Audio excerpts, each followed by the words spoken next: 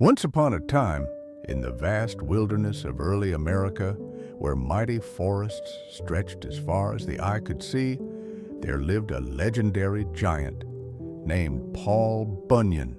Paul was no ordinary man. He was taller than the tallest pine tree, with a beard as thick as a bear's fur, and an axe that could chop down a whole forest in a single swing. He was born in Maine, they say, during a fierce winter storm, and from the moment he arrived, he was destined for great adventures. Paul's story begins when he was just a baby. His cries were so loud they shook the snow off the mountains, and his laughs made the rivers dance.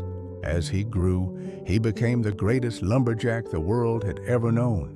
He wandered the American frontier from the snowy woods of Minnesota to the grand lakes of Michigan, felling trees to build homes and clear paths for settlers. But Paul wasn't alone in his journeys.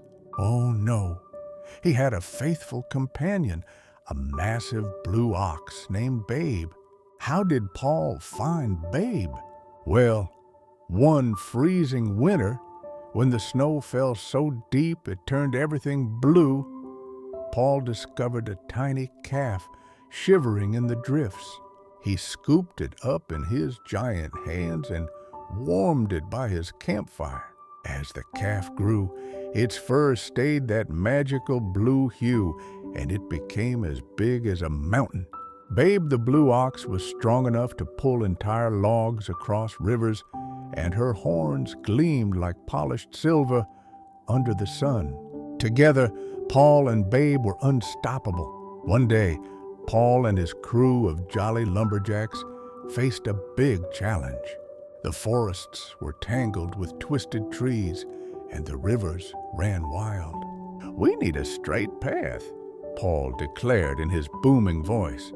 So he hitched Babe to a massive plow and set off across the land. As Babe pulled, her mighty steps created the Grand Canyon. That's how deep her footprints were. And when Paul swung his axe, the chips flew so far they formed the Rocky Mountains. Even the Great Lakes? Why, those were just the watering holes Paul dug for Babe to drink from after a long day's work. But Paul wasn't just about chopping and building. He had a kind heart. Once, during a hot summer, the sun beat down so fiercely that the crops were wilting. Paul called upon Babe, and together they stomped the ground until rain clouds gathered. The downpour saved the farms, and the farmers cheered. Another time, when wolves howled too close to the camps, Paul sang a lullaby so deep and rumbling that it put the whole forest to sleep. Even the stars twinkled softer that night. As the years passed, Paul and Babe's legends grew. They straightened crooked rivers into the Mississippi, planted new forests where old ones fell, and even created the 1,000 islands in the St. Lawrence River from the pebbles in Paul's pocket. Paul's lumberjacks told tales around the campfire of flapjacks so big they needed a griddle the size of a lake, greased with bacon, so the cooks could skate across it. Yet, like all great heroes, Paul knew when to rest. One evening, as the sun set over the horizon, Paul and Babe wandered into the misty north woods where the aurora lights danced.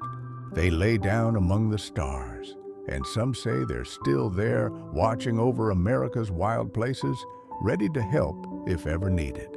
And so, dear listener, as you close your eyes tonight, dream of giants and blue oxen, of adventures in the great American wild. Remember, even the biggest heroes need their sleep. Good night and sweet dreams.